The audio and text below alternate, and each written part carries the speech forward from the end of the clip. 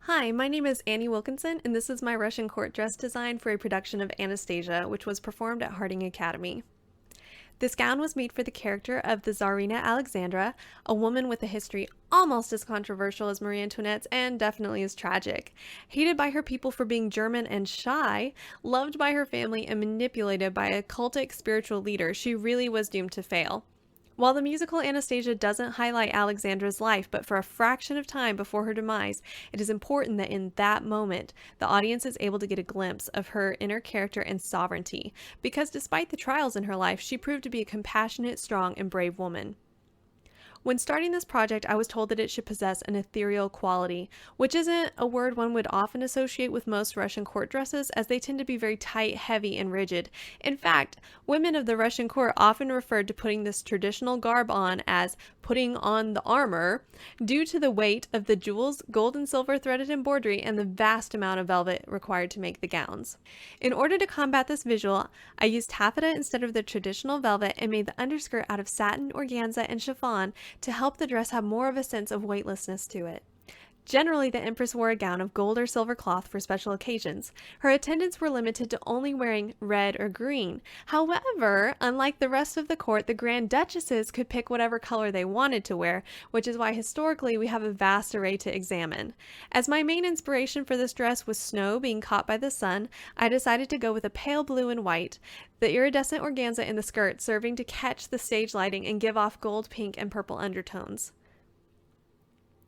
Before the 1830s, Russian court attire was extremely varied. However, Tsar Nicholas I was very particular and made an edict which set a standard for how every woman was allowed to dress according to her rank within the court. This was reminiscent to the sumptuary laws of medieval Europe, which prohibited people from dressing above their station and limited their color options by their occupation. Several examples of the new laws were the regulated train lengths, the cut and style of the gowns, only married women being allowed to wear their gowns off the shoulder and wear veils, and the kind of jewels one was allowed to wear, as only the Empress and Grand Duchesses were allowed to wear precious stones while everyone else was limited to pearls. Once these laws were set in place, very little changed by the early 1900s, giving the court of Russia a beautiful and unique aesthetic. Although the original gowns normally took about 6 to 8 months to complete, I ended up making mine in 2. But unlike those who actually made the real dresses, I didn't have to attach yards and yards of real gold or silver embroidery by hand. One feature that is often prominent in films and pictures depicting the Empress and the Grand Duchesses is the sash that was worn over the right shoulder with a jeweled star and badges attached. Unlike they are often portrayed, these accessories weren't a mere ornamental trademark, but were symbolic of belonging to the Order of St. Catherine, a title bestowed on women of the court who did charitable works, such as donating money to orphanages and hospitals. Alexandra herself was actually a trained nurse and helped in aiding families of fallen soldiers. The diamond-studded star, perhaps one of the most recognizable pieces in the collection of crown jewels, has 8 points and reads, "For love and for the fatherland." Essentially, this ensemble has 5 layers. The chemise, which features a drawstring waist and off-the-shoulder straps, the corset, the petticoat, the underskirt, and finally, the dress.